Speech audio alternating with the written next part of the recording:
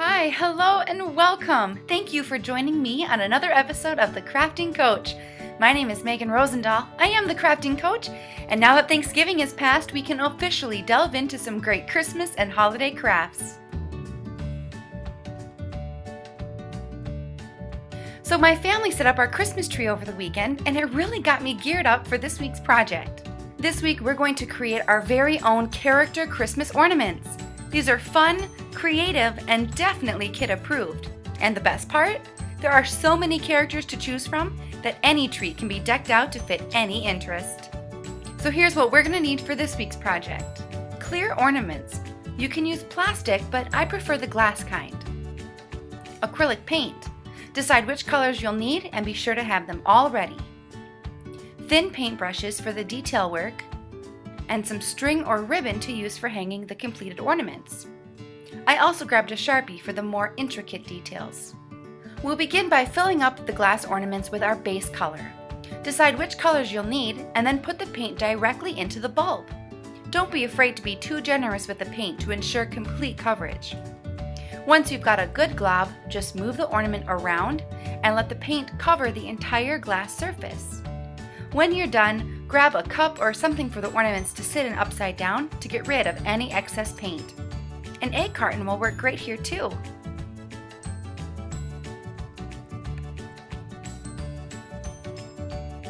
This first part is a little time consuming and I'll admit a bit messy. Just be patient with it. Feel free to add more paint into your glass bulbs if you think you're going to need it. We're going to want to let these sit for at least 24 hours to make sure the insides are completely dry, but that's not going to stop us from moving forward with painting the outsides. The next step is to paint the faces of our characters. I've painted 4 dark green ones for the Teenage Mutant Ninja Turtles, 2 light green ones for Oscar the Grouch and Mike Wazowski for Monsters Incorporated, 3 white ones for Hello Kitty, Jack Skellington, and Olaf, a blue one for Cookie Monster, an orange one for Ernie, and a yellow one for a Minion. Honestly, you're probably best off just Googling a picture so you can use their face for a reference. The key here is just to go nice and slow. You'll want to be sure to paint any base colors first, let them dry, and then go over the top of that with the top color, like I'm doing here. Here are some other tips. Remember, paint is wet, and you can erase any wet paint with a damp paper towel. So be sure to have some of those handy. Just wipe the oops away and begin again if you need to. Lighter colors like white will probably need a second coat, especially if you're painting it over the top of a darker color. Make the features really pop by giving them a bold outline. If you're not comfortable with doing that with the black paint, just grab your Sharpie. I'd much rather outline with something that I'm used to holding and can control better. The most important thing to remember here, however, is that you have to let the paint dry completely. Otherwise, you are going to smear whatever color you're writing over top.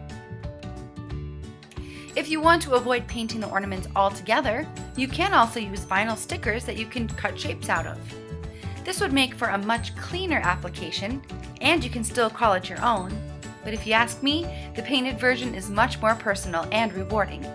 You can say, "Hey, look what I painted," instead of, "Hey, look what I decorated." When you're done, put them in a safe place, like the box they came in, and let them dry overnight before reinserting the tops. Take a bit of the string or ribbon that you have and make hoops for the ornaments.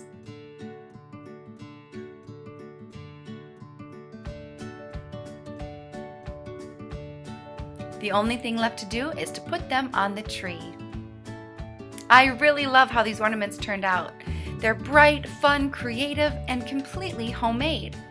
And you know that the kids will love them. Make a Sesame Street set, a Disney set, maybe a Star Wars set if you're really feeling adventurous. You could make a Marvel set and just use the logos. There are so many ideas. And you know what else? This is the 35th episode of The Crafting Coach. Remember that you can catch all 35 episodes online at aberdeennews.com. Just click the 605 Life tab on the homepage and scroll down to The Crafting Coach. I sincerely appreciate you taking the time to sit down and watch this video. As always, I will be back next Saturday morning at 11 a.m. with another holiday-inspired craft just for you. We'll tear it apart, we'll break it down, I'll tell you what to do, tell you what not to do, and hopefully we'll have just a little bit of fun along the way. In addition to following the Aberdeen American News online and on Facebook, please follow my Crafting Coach board on Pinterest. You can find me under Megan Rosendahl or at Pin Megan. If you have any ideas or suggestions or tips, please feel free to email me at mrosendahl@aberdeennews.com. Have a great week and we'll see you all later. Bye!